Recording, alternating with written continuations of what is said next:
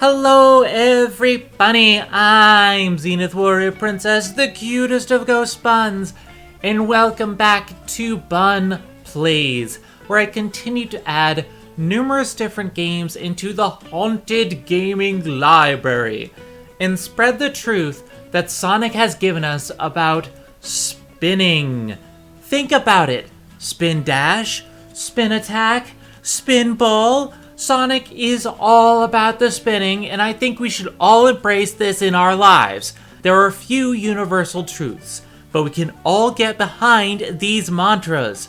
Rolling is a myth, spinning is the truth, Tails is love, and Knuckles is my boy. In any case, it is time once more to dive back into the Sonic rabbit hole as we take a look at what led to the creation of Sonic CD. Today is going to be a bit different, however, because I have absolutely no personal history with this game. Unlike Sonic 1 and Sonic 2, I'm going into this title mostly blind, and I have no idea just how deep this rabbit hole goes.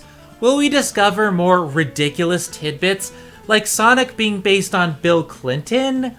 Or see any more mafia connections now that we're back with Sega of Japan? Let's dive into the history of Sonic CD and see what this under-discussed game has in store for us.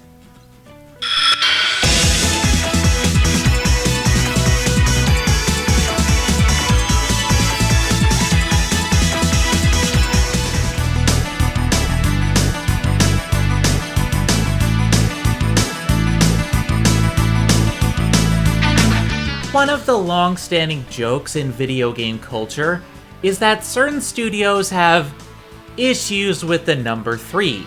Valve always gives up after releasing the second games of their franchises.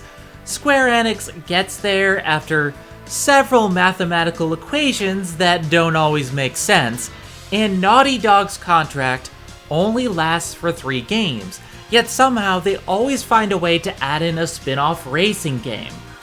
I'm still waiting for The Last of Us to have The Fast of Us. Sonic, on the other hand, had no trouble putting out 3 games in his franchise, but once he got to 3, the record player got stuck, and somehow we ended up with 5 games that could be considered Sonic 3. I'm not kidding. Sonic CD, Sonic 3, Sonic and Knuckles, Sonic 3 and Knuckles, and Sonic 3D Blast can all technically be considered as the third entry in the franchise, depending on who you talk to. Oh my god, Sen, nobody considers 3D Blast the third entry. Then why is there a 3 in the title? Dream Drop Distance did the same thing and takes place after 2, so it makes sense, damn it. In all seriousness, there is actually a good reason for this. You see, as I stated in the last primer, Sega was split into 2 studios after Sonic 1. Sega of America was originally founded by Mark Cerny, but he left in the middle of development to join the newly formed Crystal Dynamics, so Masaharu Yoshi ended up taking over as temporary head, with Yuji Naka in the driver's seat. Oh yeah, and because I can't continue without bringing this up, Yuji Naka has recently been arrested twice for insider trading. So it's good to see that he's keeping that Yakuza spirit alive. Mafia!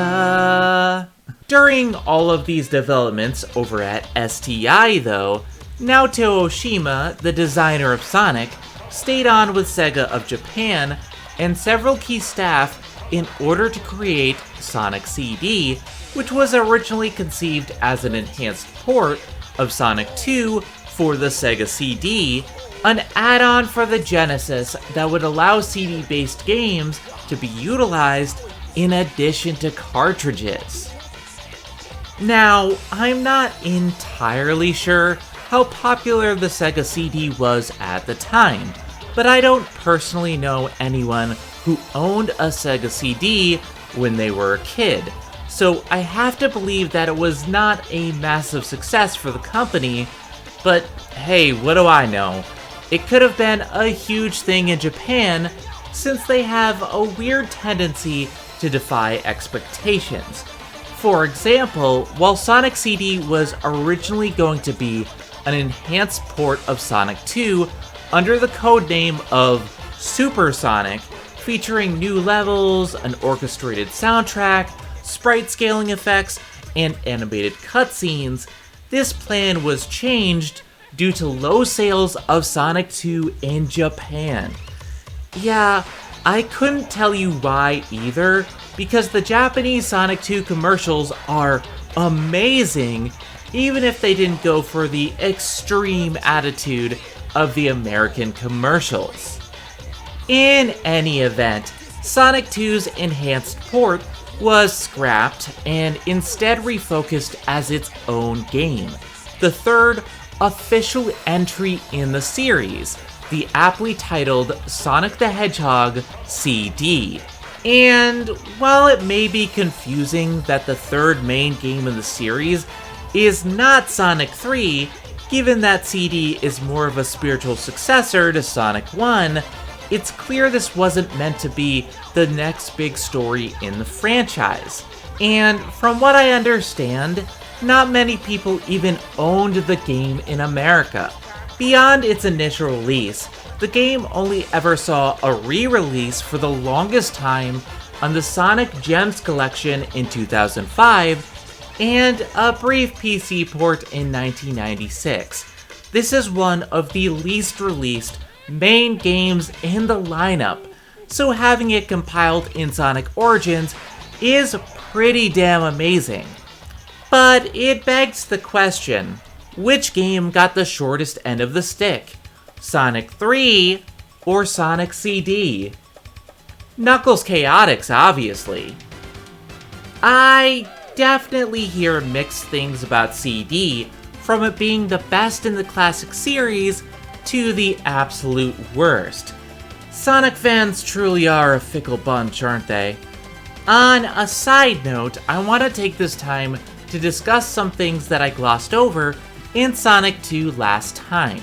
I wanted to return to Sonic 2 fresh and be surprised by any history revelations that I might discover later, like I had done with the origins of Sonic. Seeing how CD was supposed to be an enhanced port, yeah, we might as well talk about that now, beginning with the major gameplay segment that I haven't discussed yet, the multiplayer.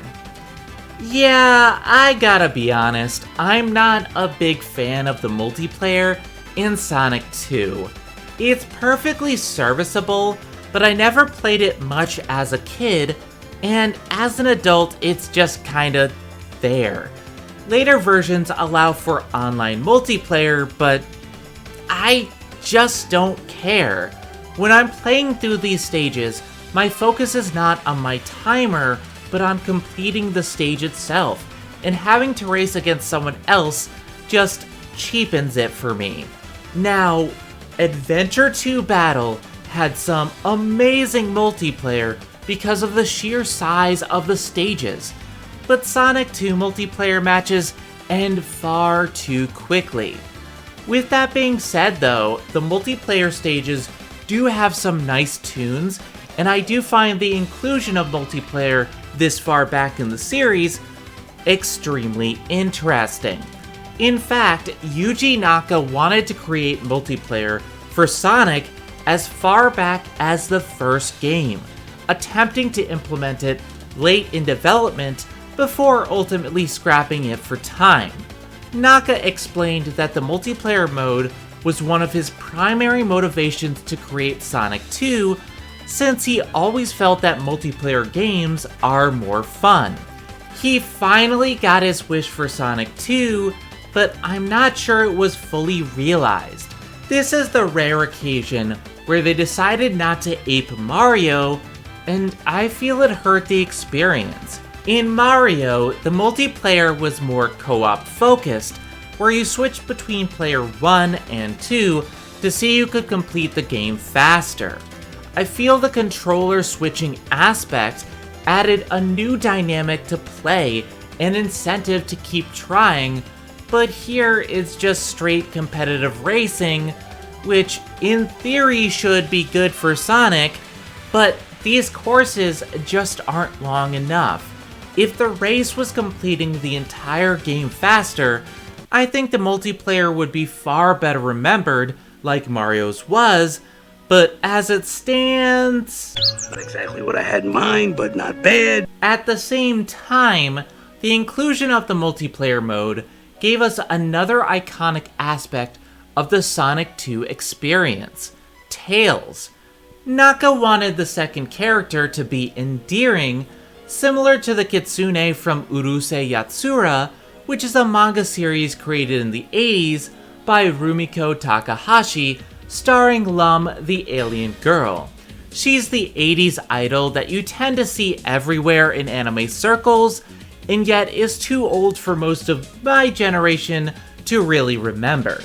Long story short, the Kitsune in that series was a fox spirit that was adorable as all heck, and is in love with one of the main girls, Shinobu. Looking at it now, I can totally see the similarity, especially when it comes to Tails' face and adorable animations. Tails was intended to be more beginner-oriented rather than Sonic's rival, with STI wanting him to appeal to Japanese audiences. They gave him two tails, inspired by the Phantasy Star character Meow, and called him Miles Prower because car pun. That being said though, Sega of America rejected that name and came up with the Tails instead. They ultimately compromised by making Miles Prower his birth name, while Tails became the character's nickname. Seriously though, how the hell did they reject that name? Miles Prower is an amazing name. I've been calling him Tails all my life, but Miles Prower is just so on brand. Miles was designed by Yasushi Yamaguchi in another internal contest, and I have to give praise because he is adorable and I love every frame of his animation. Swinging back to Sonic CD though, I decided to take a look at the sales numbers for the Sega CD online for research's sake. From what I gathered, only 2.24 million units were sold, which is devastating compared to the 30 million Sega Genesis consoles. It's possible it was still a success to some degree, but not as an add-on. To be perfectly frank, the Sega CD should have been its own console, because this was just before the rise of CD gaming. Though it's not like their competition knew any better, since following Sega CD's release, everyone else tried to jump on the bandwagon of having their own CD add-ons. Atari made their own with Jaguar CD, and even Nintendo tried their hand by partnering with Sony to develop one. That partnership would ultimately fizzle out, with Sony going on to make the PlayStation, while Nintendo would try again by partnering up with Philips, which led to the CDI. And that... You've killed me! Good. Let's just say that it didn't work out for them. In much the same way that the Sega Genesis was dominating the early 90s, 1995 saw the rise of Sony and their claim to fame. Because CDs were cheaper to produce, it allowed far more sharing of video games than ever before, and the PS1 doubled as a music machine. It was a no-brainer for kids of the 90s, especially with a price point of $300, which was cheaper than the Genesis and all the add-ons needed, and so were the games. By splitting off from the competition and focusing solely on CD-based games, Sony took over the market, making the Sega CD even more of a joke. Like, why would you purchase an add-on for a console when you could just get a full console with more variety for a cheaper price? Sega eventually rectified this with the Sega Saturn and the Dreamcast, but the Saturn was $400 at launch and didn't have the same game library as the PS1. And the Dreamcast had its own issues when trying to rival the PS2. Sega spent so much time and money making add-ons for its consoles, like the Sega CD and the 32X, which did even worse by the way, that they were blown out of the water by their competition and started to lag behind. I mean, just look at the Genesis with everything hooked up to it. It looks like it's on life support. You just need the Wii Heart monitor and it'll be perfect. So, yeah, we have a game intended to be an enhanced port, switched over to a full-on mainline game on an add-on that wasn't fully successful and would be obsolete in just a few years since the game came out in 1993. The fact that this sold at all is frankly amazing, but then again, Sonic CD is the highest selling game on the system with over 1.5 million copies, which is actually pretty impressive. With that being said, as I alluded to before, not many people played Sonic CD for over a decade thanks to the lack of re-releases after the game's launch. It kind of became an enigma that only a few Sonic fans could tell the tale of, and it's through those fans that CD quickly became known as the best Sonic game that people had not played. It was only when the Gems collection came out that this perception began to be challenged, and by the time that the Christian Whitehead remaster came out in 2011, Sonic CD had been made the most available that it's ever been.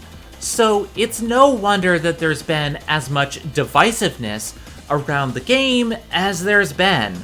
Before the Origins release, I've heard many people tout it as the best classic Sonic, the worst, the most middling, and many other vastly different takes to the point where I don't know what to believe. What I do know is this: Sonic CD is the first to incorporate fully animated cutscenes by Toei Animation of all people, and they are gorgeous.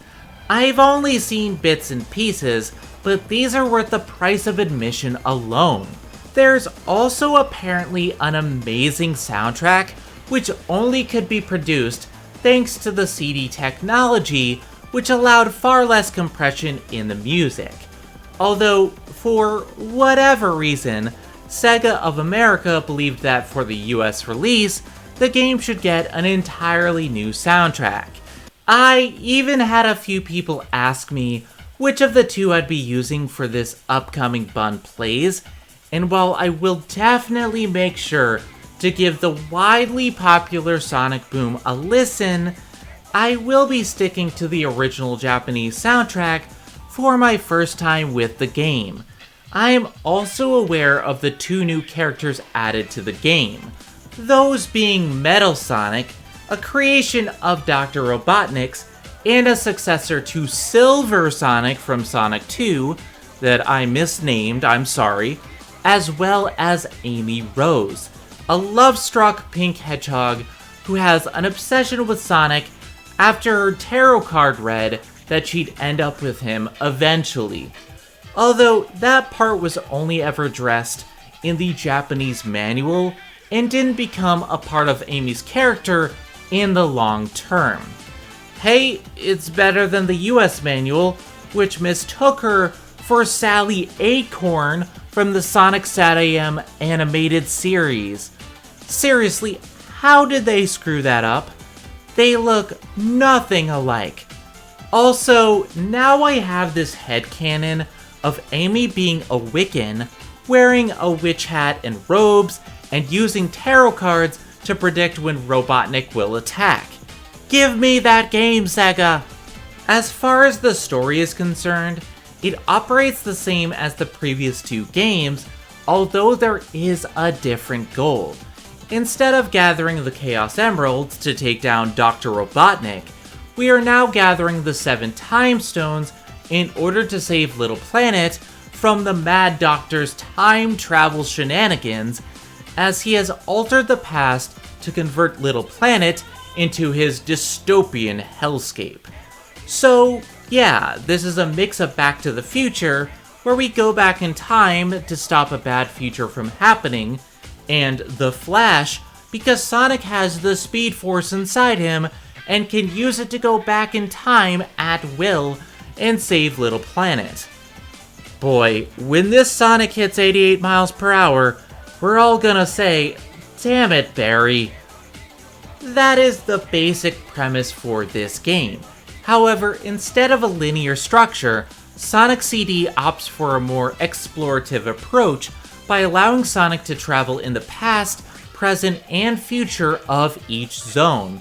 This means there are multiple goals in each stage, such as the normal ending, just blasting through, taking out the robot generators in the past to ensure a good future, and collecting all the Time Stones. This is a far more open-ended game that is designed to allow for more freedom and multiple different endings. Now, I gotta be honest, this has me a bit worried and anxious because of all the different possibilities, and the fact that they have 3 separate versions of each level is a bit worrisome. I am concerned that they might not have enough variety for each act and stage, or that I'll be completely lost, and the exploration will feel antithetical to Sonic's design. However, I don't know at this point. I've heard many mixed reactions to this design philosophy alone, but it's time to add this game to the Haunted Gaming Library and see for myself what the fuss is all about. Is Sonic CD really the best game in the classic lineup? Let's take a look back in time and find out. With that being said, I'm Zenith Warrior Princess, the cutest of ghost buns, and I will see you all next time as we begin Sonic the Hedgehog CD. Have a good one, everybody!